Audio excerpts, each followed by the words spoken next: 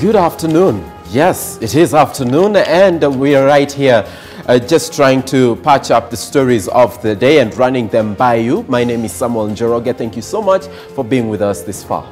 And I'm Shiksha Arora, of course, taking a look at what is making news in the local front, where Nairobi Governor Mike Sonko will today be questioned by officers from the Kenya Revenue Authority for failure to remit more than 4.5 billion shillings in taxes. Now, according to KRA, Nairobi and 6 other counties failed to remit 13 billion.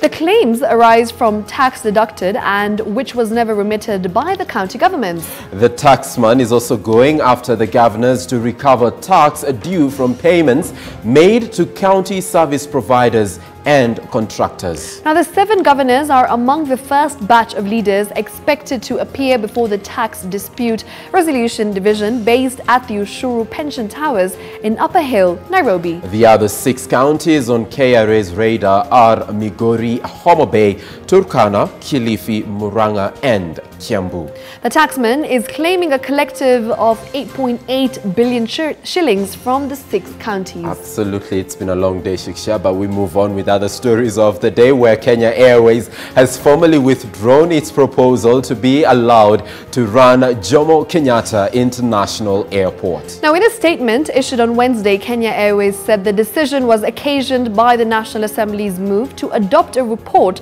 recommending nationalization of the carrier, a move they have previously said they support but not necessarily agree with. Now, under the plan, KQ was to be allowed to run JKIA, arguing that the facility was poised to significantly show up their earnings and reduce their operating costs. This proposal, however, did not sit down well with the Kenya Airports Authority. Quite an interesting twist right there. And moving on is that the High Court in Kerugoya has declined to stop execution of a landmark judgment in which it held that grandchildren are not entitled to inherit property owned by their grandparents. And Justice Lucy Gitari held that for grandchildren to be entitled to a share of their grandparents' estate, they must prove they were being maintained by the grandparent before death. However, the grandchildren can get a share if the grandparents had made a legal,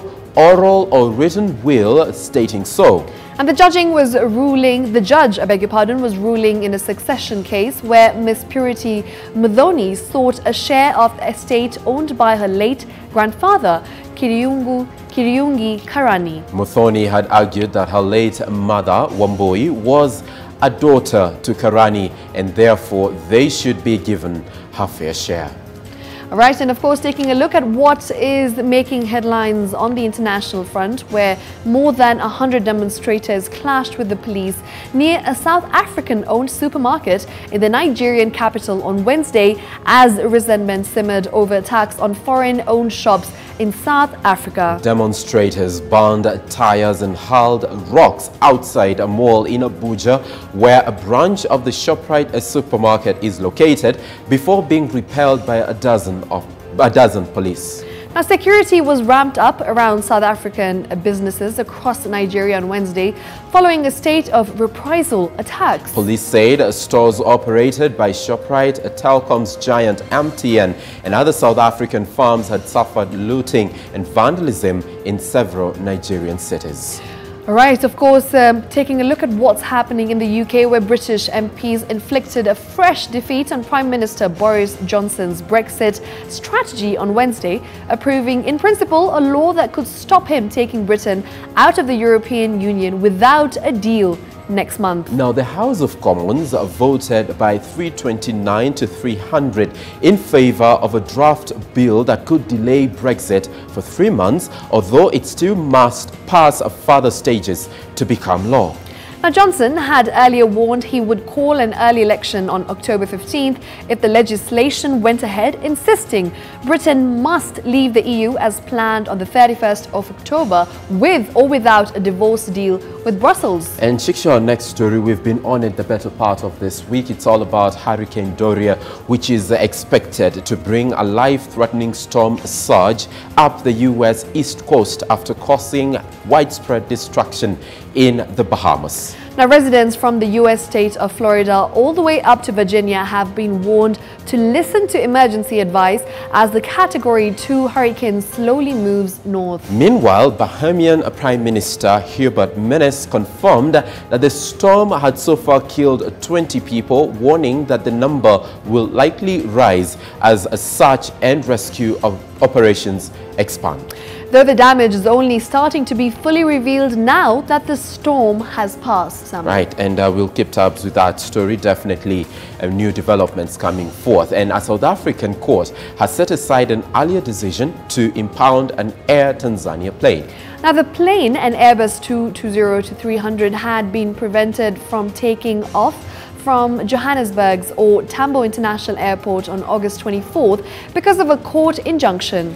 Now, a farmer had sought the order, saying he was owed the equivalent of 1.3 billion Kenya shillings in compensation for his land that was nationalized decades ago by the Tanzanian government. Now, in the 1980s, Tanzania nationalized a massive privately owned bean and seed farm, seizing everything including equipment, 250 cars and 12 small planes. Absolutely. And in the recent past, Shiksha, you know, there has been claims of misdiagnosis. Indeed. And a lot of even high-profile people have come forth to say that they visited a medical facility and the report they got was contradicting a second opinion that they sought after having visited hospital for the first time. Right. And you know, right here at K24 TV, our health reporter, that is Gloria Milimo, just sought out some of the answers and issues that are around misdiagnosis. When you may think, how often do you bother to get a second opinion just to be sure about a diagnosis given to you by your doctor on what is ailing you? Well, experts say medical misdiagnosis remains a major source of untold suffering to patients and their families who have to bear the brunt of inaccurate, late and delayed diagnosis. In this episode of Health Unlimited, Gloria Milimo tells us why a second opinion from an experienced medical specialist might just save your life. Take a look. When your doctor gives you a diagnosis, you trust that they will deliver the correct news and begin the most effective treatment plan. But what happens when they get it wrong? Tonight on Health Unlimited, we focus on medical misdiagnosis and the cost to patients.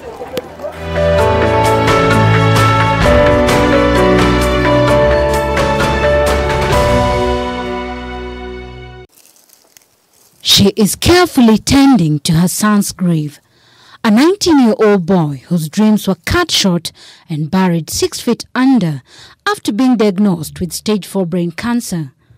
Wakati tulijua alikuwa amekunywa madawa nyingi sana. Patricia Wangoi, who hails from Idekahuno in Nyeri County, says her son had earlier been diagnosed with other diseases before doctors discovered a tumor in his brain. Sisi tulikuwa tunapewa tu madawa. Tukisema nikishwa, saa ingine anauma na huku hii chingo inakuwa stiffness. Sasa tunaongezwa madawa ingine tunakuja nao tukakunywa. Saa ile tuliona sasa hata hakuna change ingine, tukaonelea ni vizuri tuanzie matibabu ingine. Tukaenda kwa another hospitali. Huko nayo tuliambiwa ati ni shida ya macho. His case of late diagnosis mirrors what thousands of other Kenyans have to contend with while seeking treatment. Kesho ingine ndio tulirudi kwa hospitali kupigwa pisha. Sasa wakati tulipigwa hiyo, ndio alionekana akona mass inside the eye. According to Wangoi, her son succumbed to cancer, leaving behind a huge bill of over 2 million shillings after doctors recommended home care after spending several months in hospital. Machakos County Health Executive Dr. Ansent Kituku says misdiagnosis remains a major threat to health outcomes in the country. But how prevalent is the problem? A lady maybe has TB in the breast. Then someone misdiagnosed that to be breast cancer. And then now the repercussions, mastectomy, the breast is removed. All in that, then now when the old breast is brought, we examine and actually we find it is a TB. A A report by the doctors' regulating body, the Kenya Medical Practitioners, Pharmacists and Dentists Board, indicates that most doctors often rely on machines, leading to misdiagnoses. Every healthcare worker should have been trained to know their limits, so that you can be able to know that if I'm a medical officer, what is the right time when I need to consult my senior on a certain condition. Dr. Kituku says in order to reduce diagnostic errors, a health professional should observe basic etiquette, including introducing themselves to a patient, dress in correct attire, display the identification badges and create a rapport with the patient to promote openness. Medical professionals are also required to ask questions, examine the patient, make an impression and conduct investigations through tests before making a diagnosis. On their part, patients are advised to consider seeking a second opinion from an experienced specialist to confirm a diagnosis and ensure appropriate treatment to minimize chances of misdiagnosis. William is just one among the hundreds, perhaps thousands of Kenyans who suffer the fatal consequences of misdiagnosis. Had his doctors gotten it right the first day he sought their advice, then he probably would still be alive today.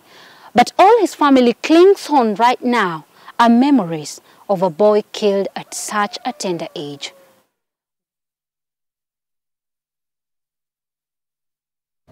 All right, quite an insightful piece there by Gloria. And I remember we also saw and heard the case of Jimmy Gate, the musician who was misdiagnosed with throat cancer, only to jet off to India and find out that it was a case of gastric inflammation. That's true. And of course, this story was ran yesterday by K24 TV, and a subsequent interview was conducted by Karen Karemi. But it's something that we will keep, following up for you right here on the show. But for now, we need to cross over to Cabinet Secretary Health, Cicely Kariuki. She is addressing the delegates at the East Africa Healthcare Federation. Let's listen in. It is now possible to get dialysis and mammography services at the county health facilities across this nation. It's also possible to get ICU facilities across the country, just to mention just but a few. This has been possible because of a partnership between the government and the private sector. Ladies and gentlemen, in Kenya, several policy initiatives including public-private partnership are in place, and the government continues to explore further incentives for expansion of the private sector engagement in the health sector. Kenya recognizes the important role that the private-public partnerships will undertake in complementing government initiatives in health delivery. The services required to attain UHC are enormous by any standards, and therefore require collaboration and synergy between the public and the private sectors. In addition, the rising costs of healthcare and the rapidly changing epidemiological and disease burden also make it necessary to leverage every shilling that is being invested to achieve UHC. And in Kenya, the private sector, which provides almost 50% of healthcare services, is worth of being commended. There still exists a huge opportunity for joint and mutually symbiotic investments in health, and indeed, PPPs in health can and should be leveraged for the attainment of SDG, both here in the region, but also globally. Ladies and gentlemen, great opportunities exist in this country. Healthcare market is set to grow to USD 65 billion in the next 10 years in Kenya. These are opportunities open to private investment. Some of the potential areas worth of reflection include increased access to health services through leveraging of technology. Key investment areas include provision of telemedicine and medical education through e-learning. 2, with the increasing burden of non-communicable diseases In the region, further investments are required in the field of diagnostics.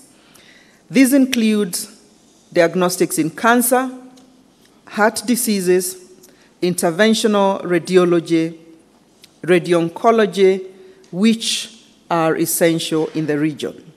3, deep mobile penetration in the region does provide an opportunity for leveraging on technology, on mobile technology, to provide increased access to health services. Ladies and gentlemen, I wish to challenge the private sector to adhere to quality standards for healthcare, even as you expand your engagement in these existing opportunities.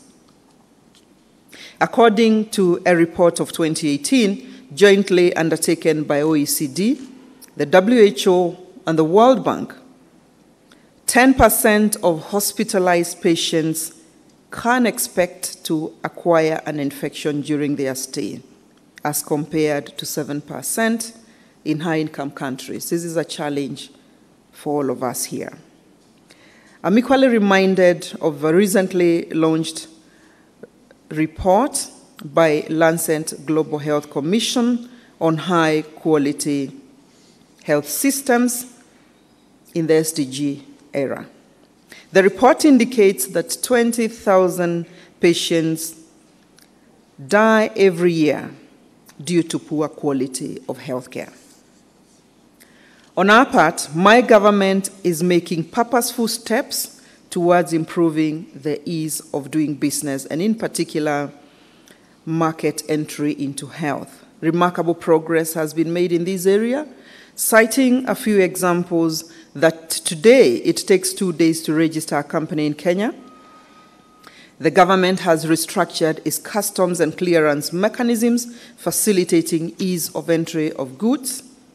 An efficient and effective regulatory framework allows for entry of quality and safe products into Kenya. And finally, a robust legislative framework provides a facilitative environment for open and transparent transactions for ethical business practices in Kenya. It is my hope that this conference will foster long-lasting collaborations that will see the attainment of UHC in all our East African countries. And as we deliberate on this very important topic, I urge you to think of cost-effective, innovative ideas that will address primary healthcare as a driver of UHC. Let us think of healthcare in totality, not forgetting disease prevention and promotion interventions which have not attracted real, tangible private sector actors in the past. I look forward to receiving recommendations and action plan from this conference that will emanate from here to set us out on a path towards enhanced health security and prosperity in the region, bringing together the private and the public sectors. I also hope that participants from other countries will take some time after the conference to visit some of our exciting tourist venues. As I conclude, I wish all of you very productive deliberations. Ladies and gentlemen, it is now my pleasure to declare the 8th East Africa Health Federation Conference officially open. 10, 9, 8, 7, 6, 5, 4, 3, 2, 1. It's officially opened, Shiksha. Yep, the East Africa Healthcare Federation has been officially opened by Health CS Cecily Kariuki. Right, and definitely we'll see. She's actually made reference to universal healthcare right here in the country, which is one of the Jubilee's main or flagship projects under the Big Four agenda. So let's see what comes forth from that particular venue today. Well, for now, it's a wrap from us, the Daily Brief team. My name is Shiksha Arora, joined by my co-host Samuel Njoroge, and our sign language interpreter has been Clement Muli. Have a good afternoon. I'll see you later for Newscuts. Don't go anywhere. Coming up next, we have the latest in the world of business with Caroline Njenga.